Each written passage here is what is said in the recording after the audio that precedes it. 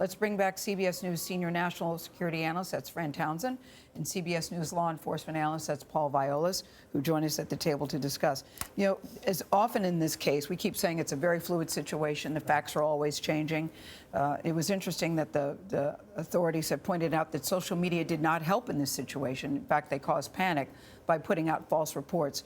But what do we know so far, Paul, that we know is true and that people can say, this is what happened this morning, and what that says to you as a law enforcement officer? You know, the thing what really speaks to what our viewers need to understand is that it's a very much of a fluid situation, but this individual, 64 years old, no criminal history, but yet calculated enough to select the type of weapons that would be able to shoot at 400 yards at 32 floors up, given those wind shear. That's a planner. That's somebody that's familiar with firearms.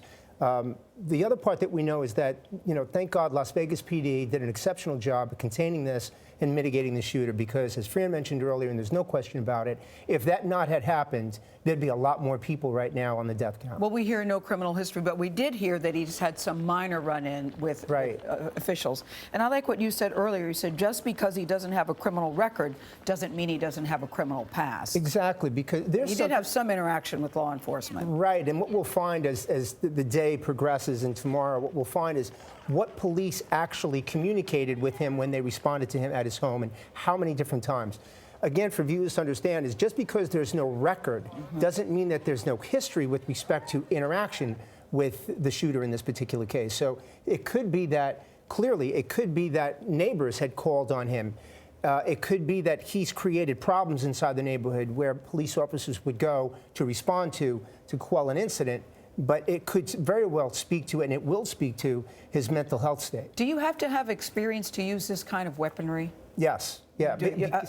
A layperson could not just go in and operate this weapon. No, and that's a very poignant question, because again, it goes back to, if you looked at the monitor where we showed where Mandalay Bay is and where the crime scene was, where he was shooting into, where the concert was. You're talking about over 400 yards, but you're talking at 32 floors up, and take into account the wind shears and that he's going to have to take account for in order to release that many rounds into that particular field. So the experience, yes, no question about that. And the weapon selection really is going to speak to his state of mind and his experience with weapons. These hotels, especially of this caliber, the Mandalay Bay, Fran, you were talking about the detail that goes into security, and you attend a lot of these conferences. The post-mortem following up on this tragedy and going forward, are hotels going to reevaluate how they approach guests coming in, especially maybe not on a day-to-day basis, but knowing that a concert is going to be, or some mass event is going to be taking place just feet away from its doors? You know, it's interesting you should ask, Bianna, because, you know, when you travel in Africa, Europe, India, oftentimes in the wake of the Mumbai attack, you'll recall in the Taj Hotel, they now do screen visitors when they come into hotels. They screen your luggage, they screen you, you go through a medical... Did they not do that before, Fran?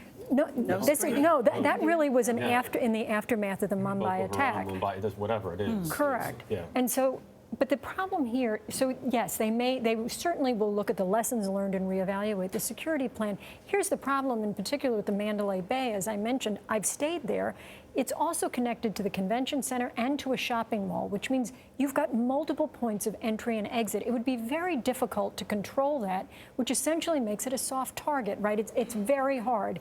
Now, the hotel may reconsider when there's a big event, whether or not they're going to try to implement some sort of additional security measures.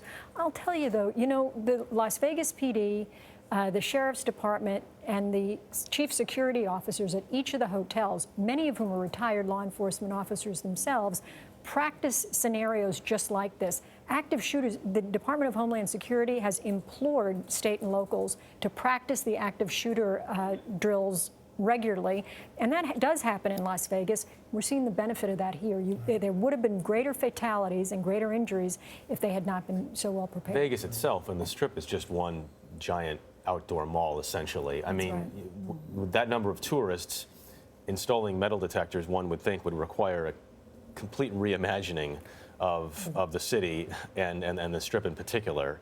Can't even imagine what would be involved in that. But Paul, as you mentioned, that's just it's a question you ask is, what do you want? What do you need? Balance, right? And the question that we're going to hear and the conversation we're going to hear as the days and weeks come on from here is balance. What are we willing to give up if we really wanted to have a top-tier fortified level of security? And as Fran said, it's a really important point here. You know, this particular facility is connected to a mall. So just the points of access into that particular hotel are numerous. Do we really want, and here's the question, do we really want to create a level of security that every time you go to a hotel like that, no matter where you are, you're going to be wanded and go through, you know, metal detectors? Is that something we want? That's a conversation we're going to have. I don't think it is.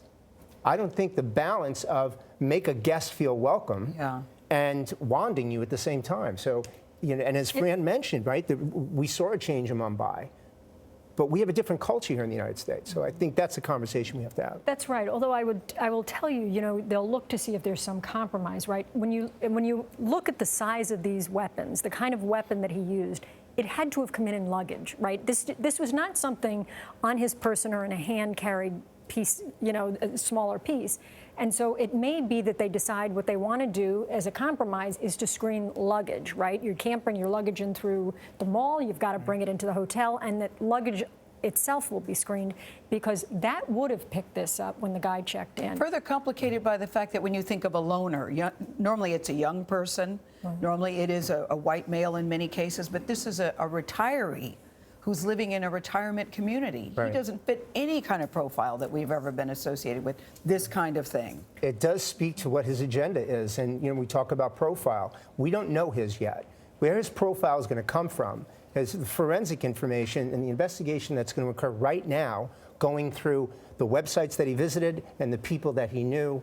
And that's going to create the profile. What motivated this particular individual? That's going to break it down as to the why. That's going to answer and the why. And that's not to say that the larger scale profiling doesn't work many times. It's just that this man may have been an outlier, correct? Right. Yes, there's no question about it. Science is what it is, but it's not perfect. And, so, Paul, they're looking... looking at his motive, right? The key there is going to be the wife, who they now say that they've identified and they've located.